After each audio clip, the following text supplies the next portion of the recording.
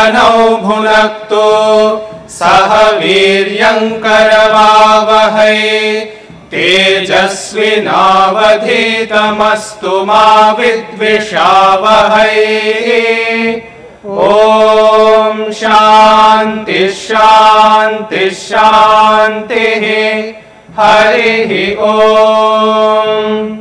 सहस्रशीर्षं देवमित्याद्यस्य द्वादशर्चस्य सूक्तस्य नारायण ऋषिः श्रीमन्नारायणाख्यः परमात्मा देवता अनुष्टुप् छन्दः श्रीरामकृष्ण प्रीत्यर्थे ब्रह्मयज्ञजपे च विनियोगः। हरिः ॐ।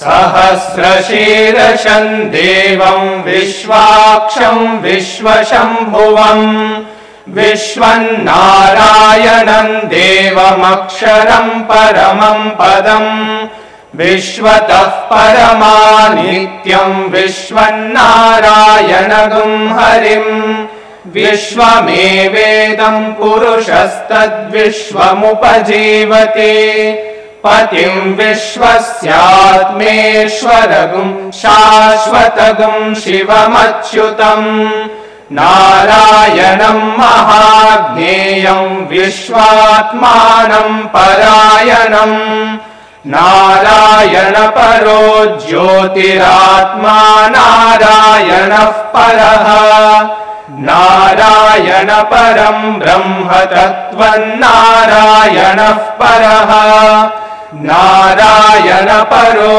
ध्याता ध्यानन्नारायणः परः यच्च किञ्चित् जगत् सर्वं दृश्यते श्रूयतेऽपि वा अन्तर्बहिश्च तत्सर्वं व्याप्य नारायणस्थितः अनन्तमव्ययं कविगुं समुद्रेऽन्तं विश्वशम्भुवं पद्मकोशप्रतीकाशगुं हृदयं चाप्यधोमुखम् अधो निष्ट्यावितस्त्यान्ते नाभ्यामुपरि तिष्ठते ज्वालमालाकुलं भाति विश्वस्यायतनं महत् सन्ततगुं शिलाभिस्तुलम्बत्याकोशसन्निभम् तस्यान्ते सुशिरगुं सूक्ष्मं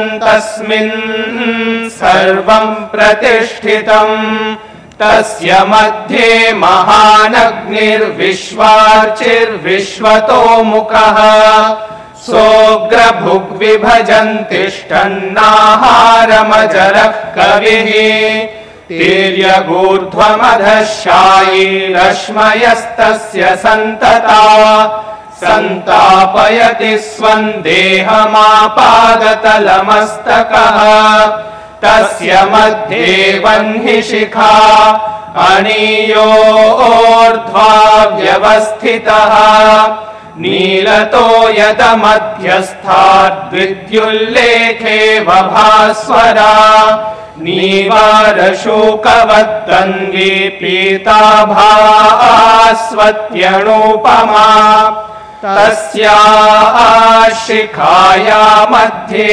परमात्मा व्यवस्थितः स ब्रह्म स शिवः स हरिः सेन्द्रः सोऽक्षरः परमस्वराट् ऋतगुं सत्यं परं ब्रह्म पुरुषं कृष्णपिङ्गलम् ऊर्ध्वरेतं विरूपाक्षं विश्वरूपाय वै नमो नमः। ॐ नारायणाय विद्महे वासुदेवाय धीमहि तन्नो विष्णुः प्रचोदयात्। ॐ शान्ति शान्ति शान्तिः। हरिः ॐ।